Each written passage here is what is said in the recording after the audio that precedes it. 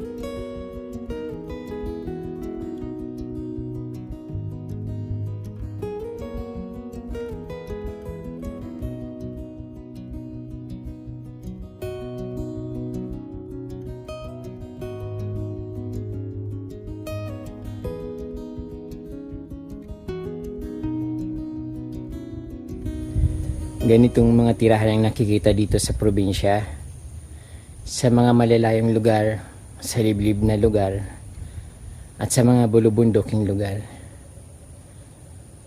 Nakakamiss yung ganitong buhay, pero ayaw ko nang balikan yung kahirapan. Gusto kong guminhawa ang buhay ko, pero hindi nawawala sa akin yung mga ganitong pamumuhay. Mahirap, walang makain, at malayo sa kabihasnan.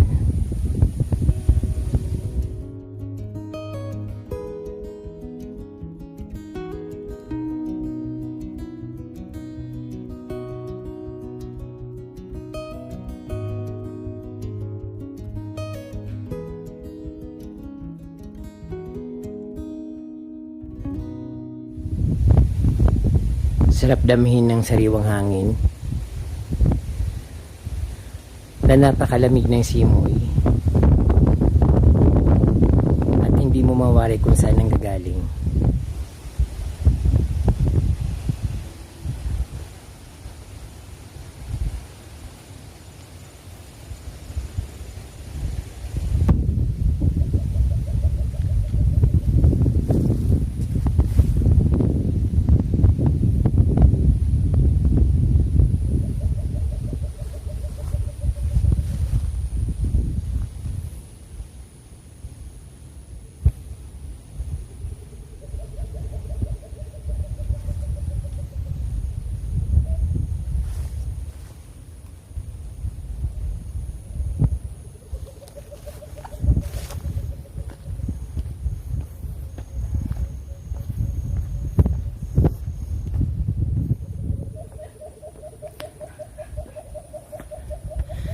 Sarap pakinggan ng mga huni ng ibon na para bang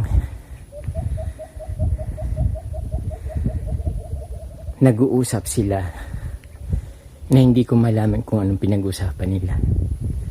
Parang tinatawag yung isa't isa.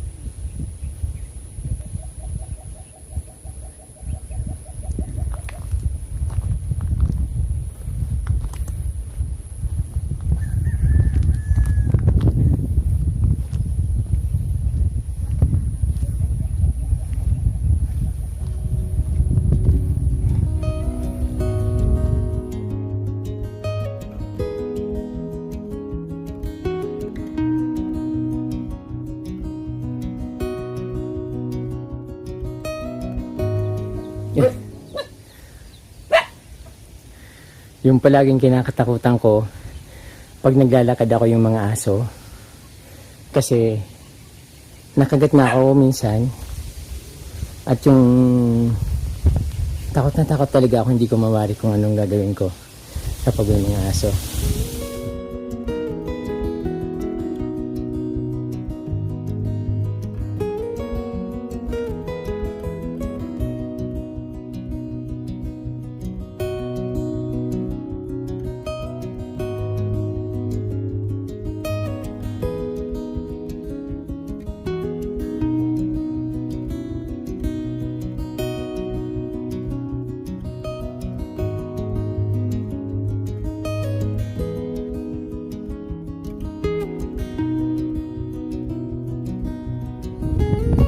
Sarap.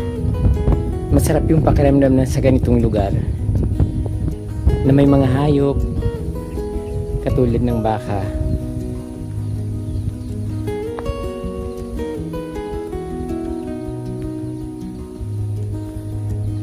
Daming kalamansi.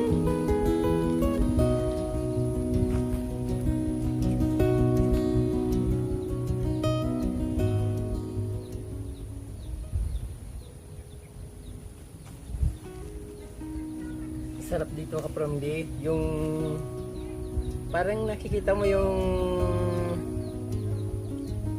hindi ko ma-explain ka from kung ano yung nakikita, kung anong maisip ko na maganda.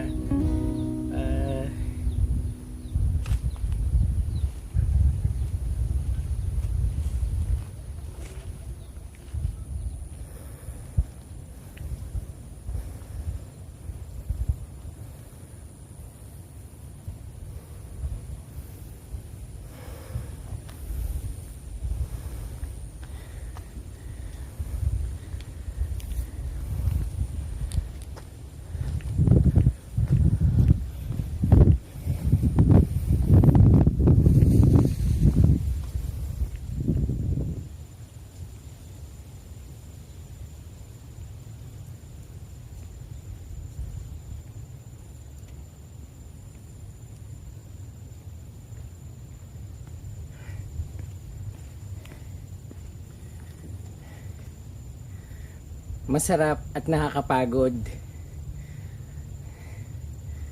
Andito ako sa ibabaw ng gubat.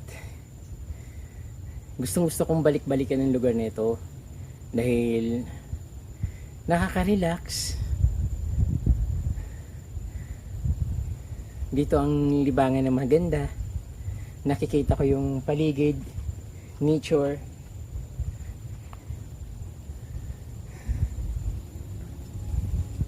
At siyempre yung simoy ng hangin na walang katulad. Amoy na amoy yung sariwang hangin. Yung mga dahon at yung mga halaman na nakikita ko sa paligid. Sarap ng pakiramdam kapag nasa ibabaw ka ng nature. Naramdaman mo yung yung presko sa katawan kahit na mainit, yung pakiramdam, yung lumalabas yung pawis mo. Pero yung impact, yung pumapasok na hangin sa katawan mo, sobrang nakaka-refresh. At napakasarap ng pakiramdam. Kaya tara ka from mag-nature tripping tayo. Dito lang ito sa amin sa malapit. Medyo umakit lang ako ng konti. But syempre pinapawisan din ako at nakakapagod din. Pero yung pakiramdam mo, ang sarap. Ang sarap ng feeling.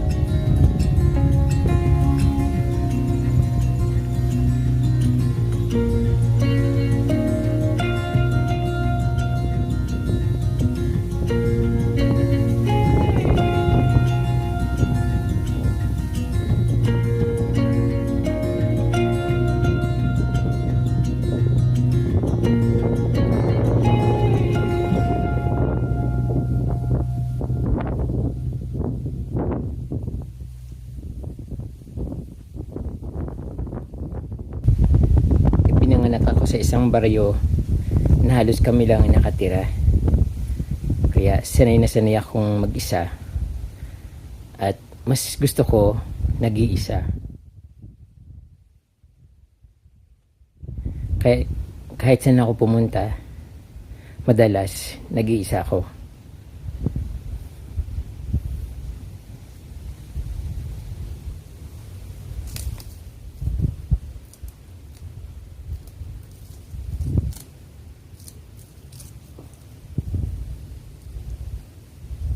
Ito yung mga ginagawa na mga pang-decor sa bahay na native.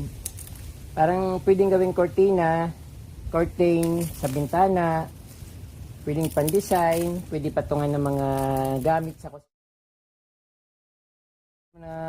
or ano man naisip mo na pwede mong gawin dito. So, ito, may prospect na ako. Ang ganda to. Tapos yung laki niya pantay-pantay pa. So, kung may malaki man, kunting-kunti lang. Pipiliin mo na lang yung mga magkakasay. Napakaraming puting bato dito. Parang dito yata nanggagaling yung mga nasa ilog. Sayang malayo ako sa bahay. Parang binudbud ng mga puting bato dito. At parang pwede siyang minahin. Napakarami sa nasa lupa.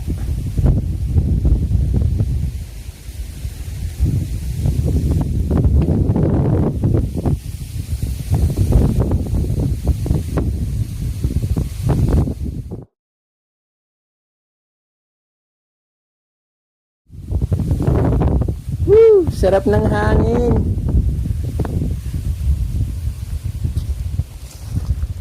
Lakas maka good vibes.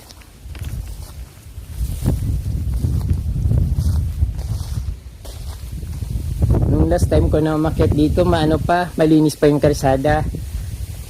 Pero ngayon, tingnan mo, grabe yung pinagbago. Napakaraming damo. At pwedeng yung mga pwedeng pwedeng gawing panghanap buhay dito sa amin. Yung ginagawa ng mga native. Kung malapit lang ito sa Kubo, kukunin ko lahat mga yan. Pero siguro pwede akong umakyat dito na yun talagang sasadyain ko. Kasi wala namang kumukuha Sayang. Pang-decor sa bahay.